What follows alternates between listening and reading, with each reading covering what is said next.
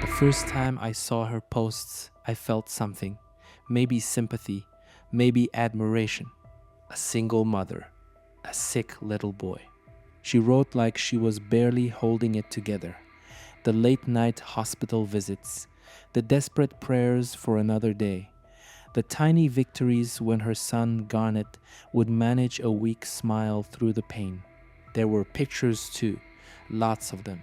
A pale little boy, his blonde curls a tangled mess, his blue eyes too tired for a child his age, tubes taped to his skin, a tiny hand curled around his mother's fingers, too small to fight whatever was stealing his strength. She called him her warrior. And I remember thinking, God, this poor woman. Then I found out, not in one moment, not in a single headline, but in layers, like peeling away something rotten, one piece at a time. The photos, the captions, the updates that should have felt real but didn't. A mother grieving her son, but also performing.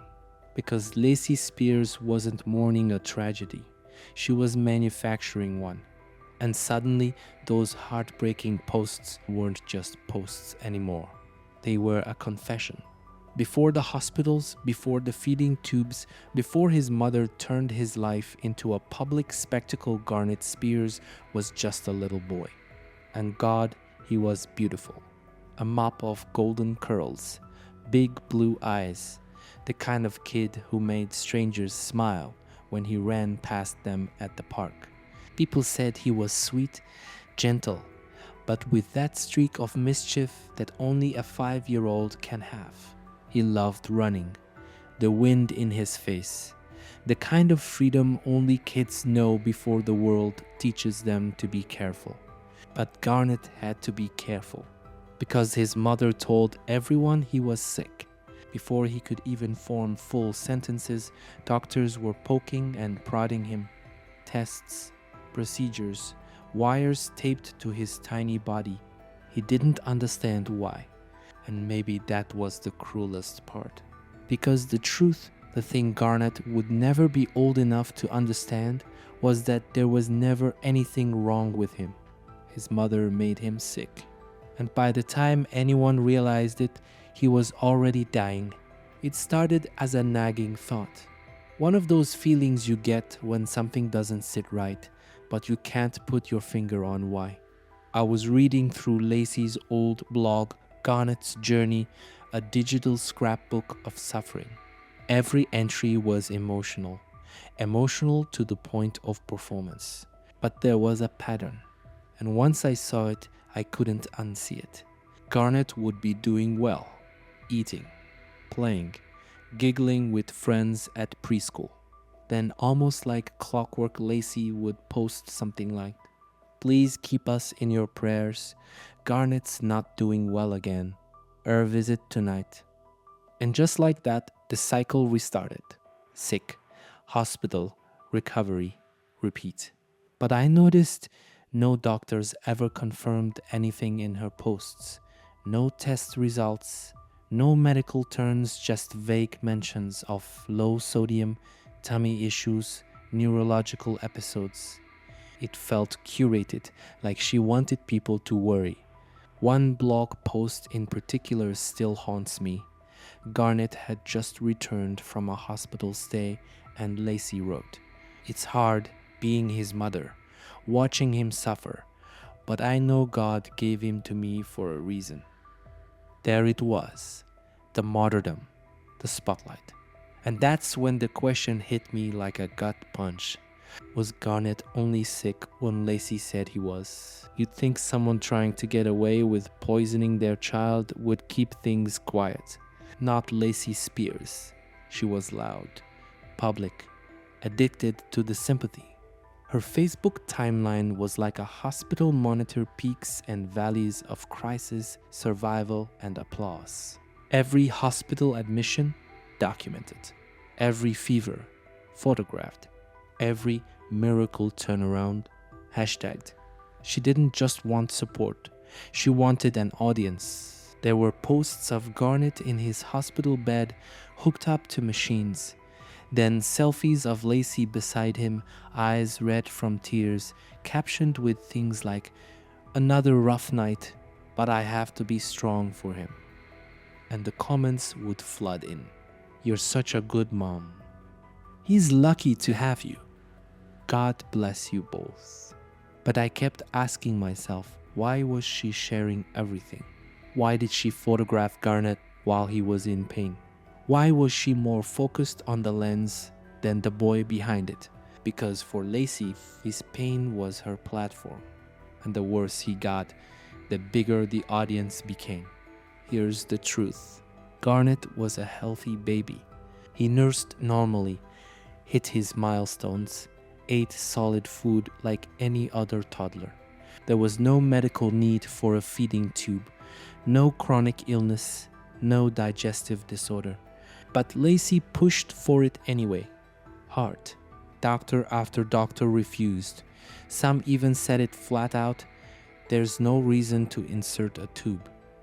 But she kept moving, kept changing clinics, kept switching doctors, until she finally found one who said yes. And once that tube was in, everything changed. Now she had access, a direct line into her son's stomach. I still remember reading one entry she posted just days after the procedure. She wrote, "Garnet had a rough night. Thank God for his tube. It's the only way we're keeping him alive." Only that wasn't true. What she didn't say was that she was using that tube to poison him. Not all at once, not enough to raise alarms, just little by little.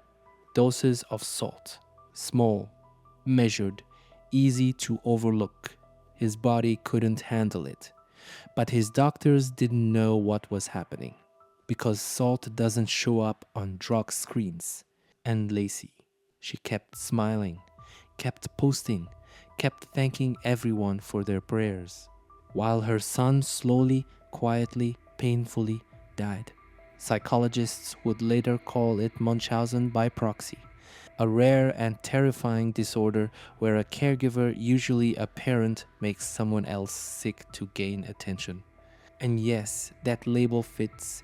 Lacey Spears checked all the boxes. But the more I looked at her, the more I read her posts, the more I saw something different. This wasn't about control, not in the traditional sense. This was content creation. Lacey wasn't just trying to get attention from nurses and neighbors. She was curating a persona.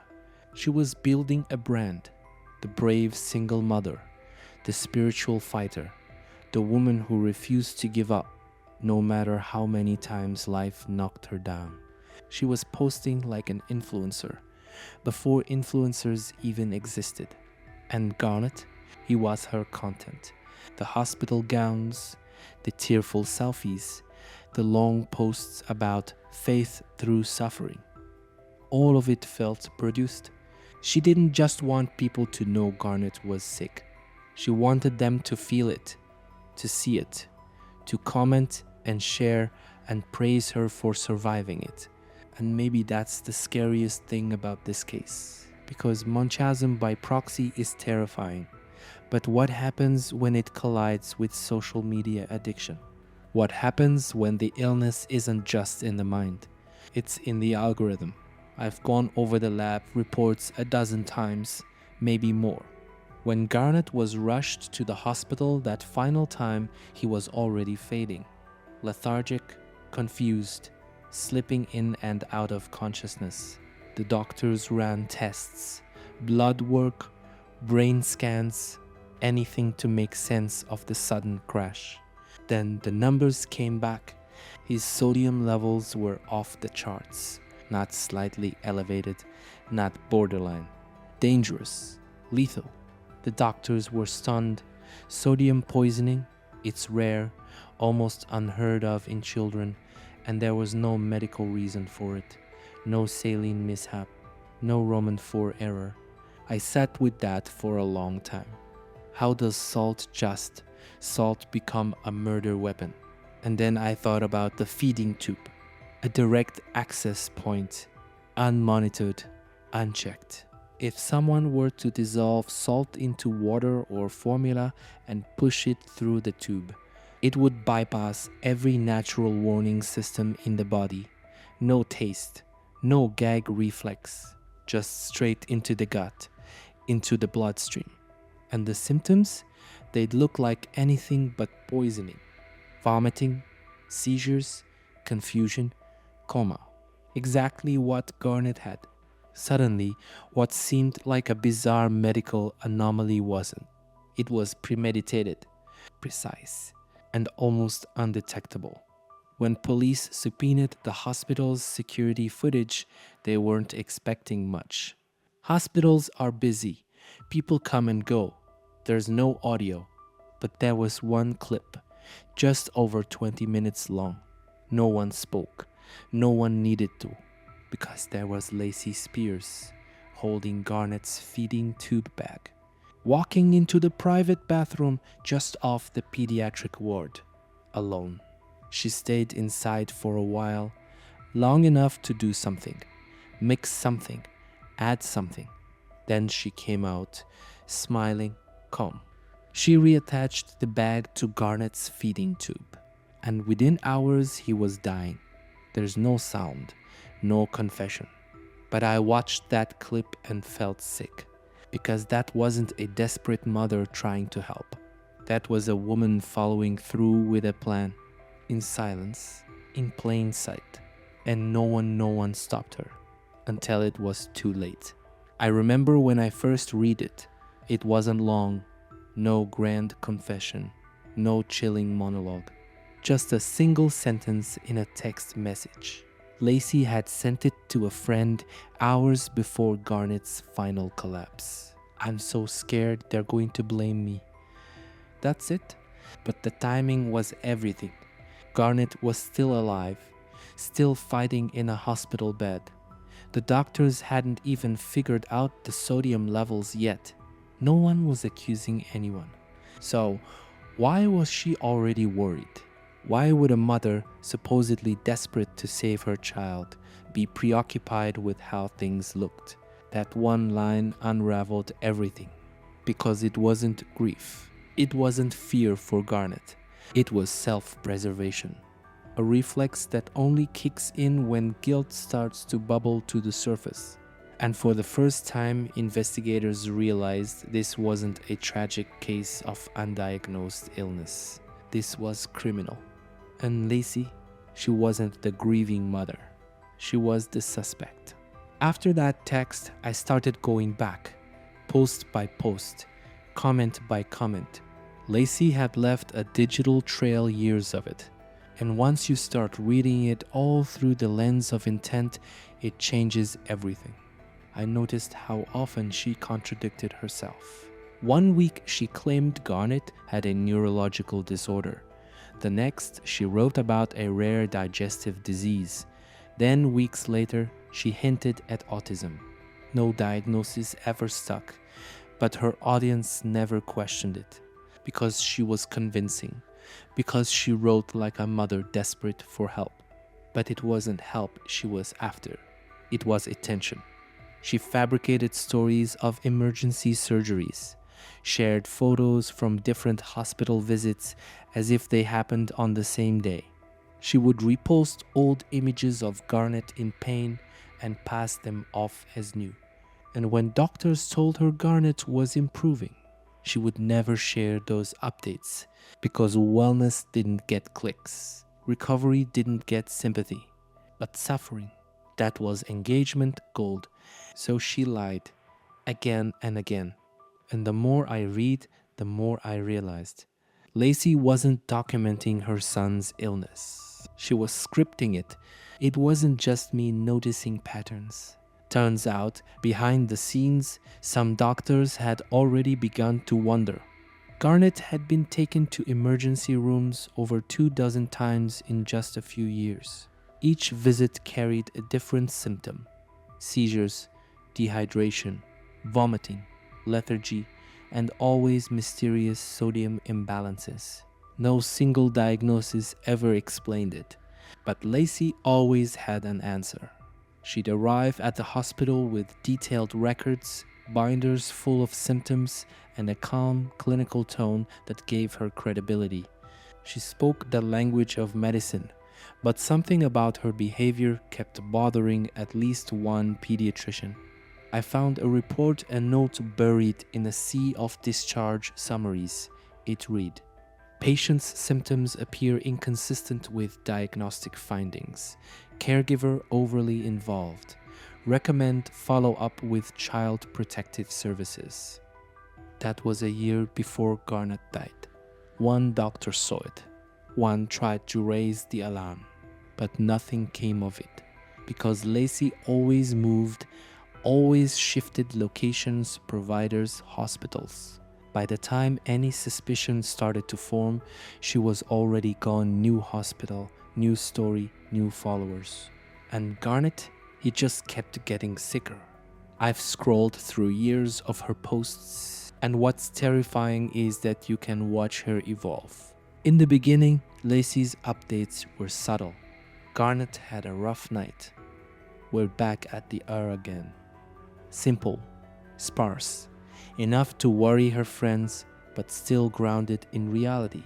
But then it changed. The language grew more dramatic, more poetic, more deliberate. She started using hashtags, sharing Bible verses, referencing our journey and this cross we must bear.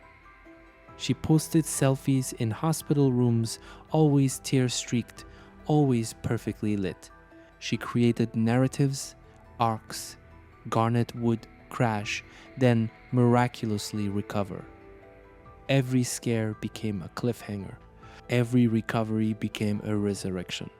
And through it all, she painted herself as the saintly, selfless mother fighting alongside her son with faith and fortitude. But I saw something else.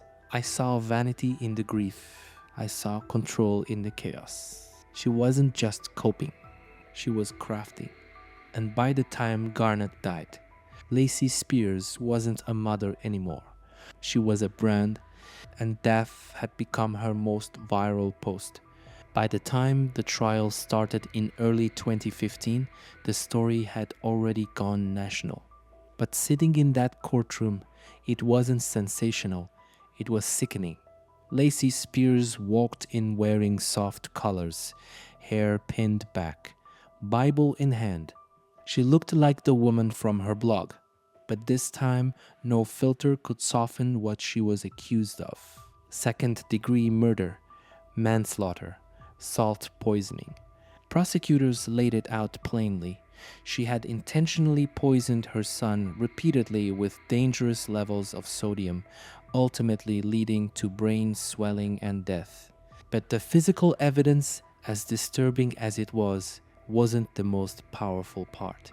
What truly mattered was motive, because the jury had to believe something nearly unthinkable, that a mother didn't kill her son out of rage or panic, but out of vanity, that she orchestrated a slow, cruel death, not in a moment of madness, but to feed an addiction to online attention. As that argument unfolded, you could feel the air change in the room. This wasn't just a murder trial. It was a story about obsession, a story about image, and about how far someone would go to keep their audience engaged, even if it meant burying their own child. The prosecution brought out its arsenal. One by one, the experts filed in. Toxicologists explained the precise mechanics of sodium poisoning, how salt, when introduced directly into the stomach, bypasses natural regulation and leads to cerebral edema, brain swelling. They matched the sodium levels found in Garnet's blood to numbers consistent with intentional overdose. Not a medical error, not accidental ingestion. Then came the digital forensics team. That's when things got haunting, because they didn't just find a few questionable searches on Lacey's laptop. They found thousands of screenshots, searches for dangers of sodium in toddlers, forums discussing feeding tube complications, medical articles about the symptoms of salt poisoning. And all of them dated months, even years before Garnet's death. Then, the psychologists. They didn't just label her as someone with Munchausen by proxy. They described a personality obsessed with validation, a pathological need to be seen as the victim.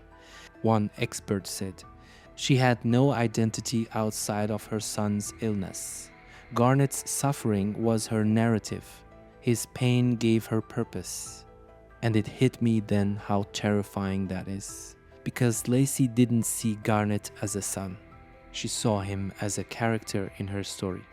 And when the story wasn't tragic enough, she rewrote it. I'll never forget the moment Lacey took the stand. She looked fragile, pale. Her voice was soft, broken. She sobbed when she talked about Garnet, how much she loved him, how hard it was to watch him suffer. But sitting there, something didn't sit right. Her words said grief. Her face said devastation. But her eyes looked detached, like she was remembering a scene she'd performed before. And maybe that was the problem. The story she was telling wasn't new. She told it 100 times on Facebook, on blogs, in support groups. She'd rehearsed it, lived inside it, owned it, but now the narrative was slipping. Because the jury wasn't looking at her blog, they were looking at facts. A bathroom surveillance video, Garnet's lethal sodium levels, search history that read like a step-by-step guide, a trail of lies spanning years. Her crying no longer stirred sympathy, it stirred suspicion. Because here's the thing, true grief can't be faked. And when the jury saw her sobbing, but heard the cold, calculated evidence against her, they didn't see a mother mourning her son. They saw a woman mourning her image. The jury didn't deliberate long. And when the verdict was read guilty of second-degree murder, Lacey didn't scream, she didn't faint. She cried, yes, but the tears were quiet, almost rehearsed. The judge didn't hold back. 20 years to life. A sentence meant not only to punish, but to protect. Because what Lacey did wasn't just murder. It was a manipulation of innocence itself. She turned her own child into a prop. She exploited his trust, his vulnerability, his love. And even after all of it, she didn't stop.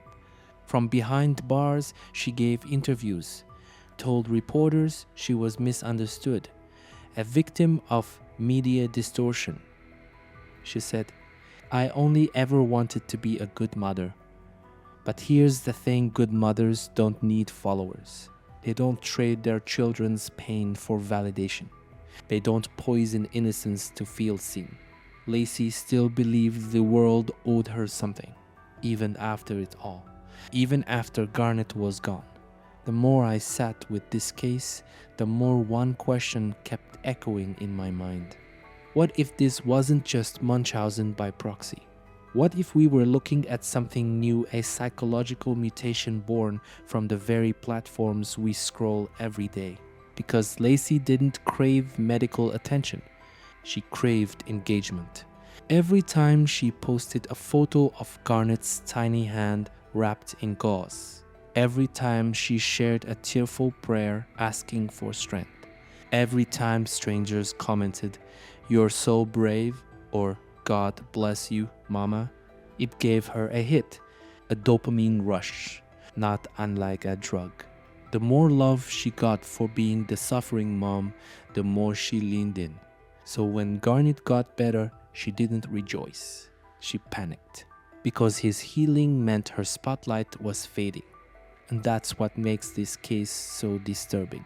It wasn't just a mother who lost touch with reality. It was a person whose sense of self became completely dependent on how much pain she could portray online. Not for money, not for revenge, for likes. I started seeing it everywhere after that. Instagram moms posting about their kids' mysterious illnesses.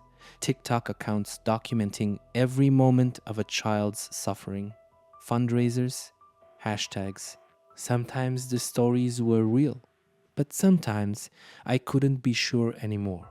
Because once pain becomes performance, once sympathy becomes currency, the line between truth and manipulation blurs fast. The internet rewards emotion, and it doesn't care if it's genuine. It cares if it's viral. So, what happens when the world begins applauding your pain? What happens when your trauma becomes your brand? If attention is addictive and the algorithm feeds that addiction, then what happens to the people who crave it most? Some might cry online, some might lie, and some might do what Lacey did, create real pain, real suffering, just to stay relevant. After Lacey's sentencing, I couldn't stop digging. And what I found chilled me. Other children, other mommy influencers. Stories that looked just like Garnet's. A child constantly hospitalized for illnesses no one could explain. Parents posting daily updates filled with drama, tears, and vague diagnoses. Massive social media followings built on tragedy. Some of them were caught, some weren't, but the patterns were there. I even found Facebook groups where parents seemed to compete for sympathy. One mother posted a photo of her toddler in an oxygen mask captioned, "Another rough night, please send love." Another commented, "At least yours is still breathing." It was twisted, performative, like they were auditioning for pain. And suddenly, I wasn't looking at a one-off case anymore. I was looking at a trend. This case is over. The court issued its sentence, but I'm still left staring at the wreckage, asking myself questions I can't answer. How many warning signs were missed because we didn't want to believe a mother could do this? If social media didn't exist, would Garnet still be alive? And the scariest one, how many others are doing it right now and we're still hitting like